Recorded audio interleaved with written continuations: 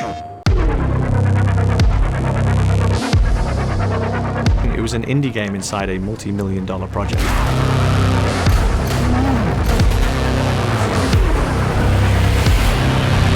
Back in the day, so it was a game called World at War. And in World at War, we had a series of designers who found an animation. They found one of these animations which was of soldiers burning, interestingly enough. And they found it, and the movement was particularly interesting. It was this kind of, but without the sound, right?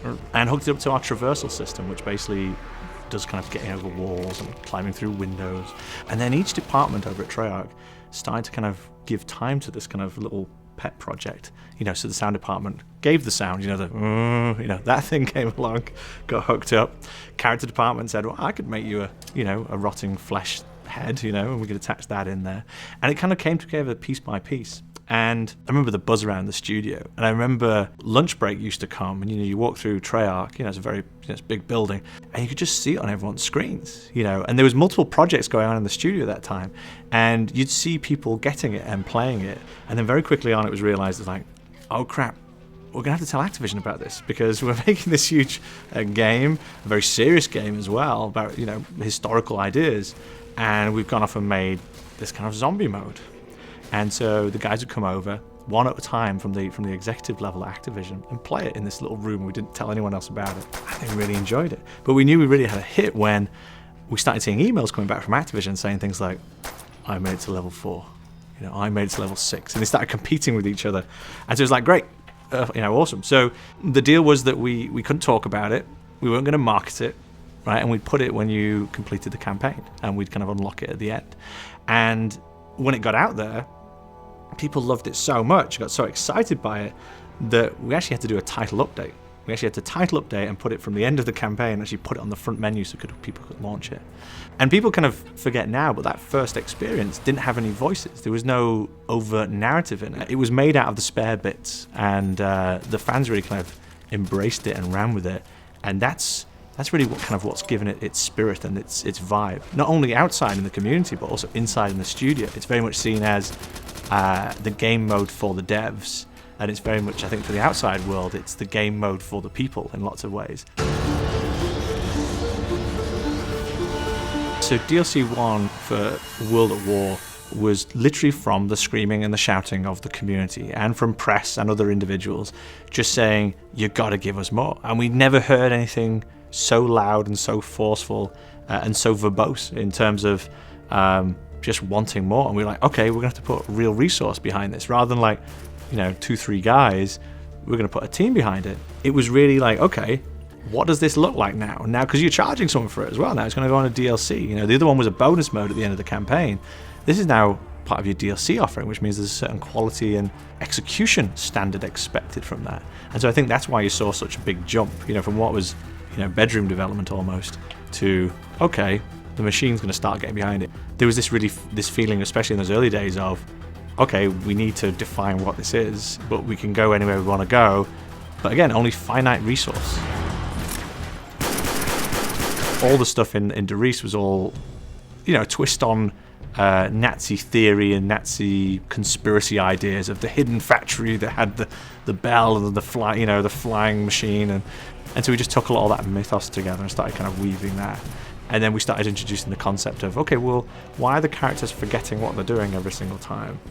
And the concept of 115 and so forth started to kind of come out, which is like, does it have an effect on the mind? And then these guys have been, the test subjects, and that had already been explored in the earlier DLCs, but I really was like, okay, well, how does that work now in this kind of environment? How is that working with these teleporters? So we really started to explore the narrative further at that point.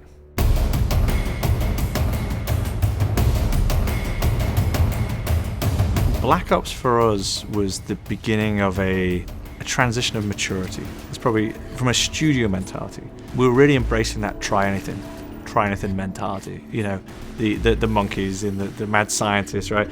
It was like, okay, let's try these different things, and that's what has and always hopefully will be the spirit of Zombies, which was to not kind of fear trying something that was different, and sometimes punishing to a player, because it would give us posts to tell us where to go, what to try, what to do. Transit is a very polarizing map. it really tried to experiment with this idea of a vehicle that moved you quite a distance around a map, and then different kind of tones of energy. And no matter what your kind of feelings of whether you like it or don't like it, I think it's essential. I think it's an absolutely required part of where we've got to today, because a lot of those aspects were either worked, or when it didn't work as well as we wanted it to, told us the way for how to improve going forwards. The kind of key thing to kind of tuning in a zombie map is for people to blame themselves, not the game. And that's when you can tell that you actually got your zombie map right. Because we killed you. But when you hear the guy go, I made the wrong decision, I went that way, or I picked up that weapon, or, you know, when people start blaming like, oh, it's because the map's like that, or because that bad guy has too much power, that's when the problems are. Zombie map kind of balancing is more about when people blame themselves, then you're in a good place. If you jump into Shadows, I think the first thing you notice that although zombies is the predominant bad guys in the space, this world is more disturbed and broken up than just purely zombies.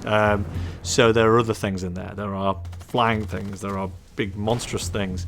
There is a greater selection and possibilities in this map than previous zombies experiences.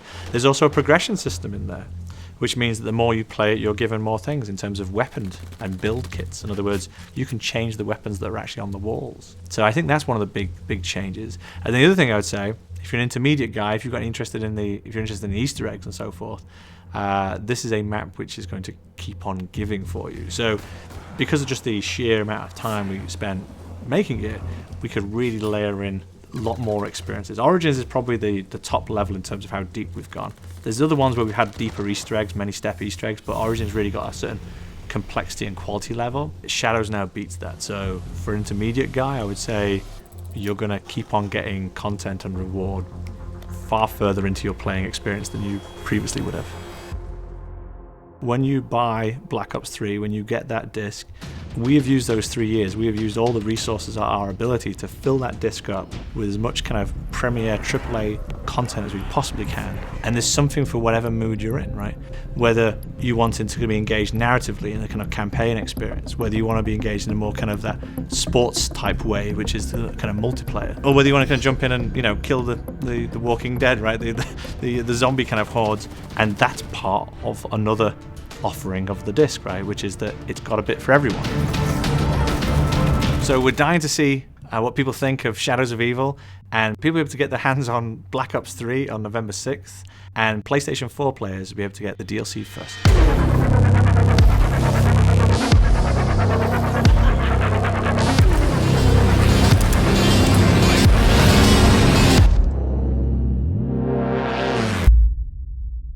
Are there any other surprises in store for players of Shadows of Evil? Yes. Play map packs 30 days early, only on PlayStation. PlayStation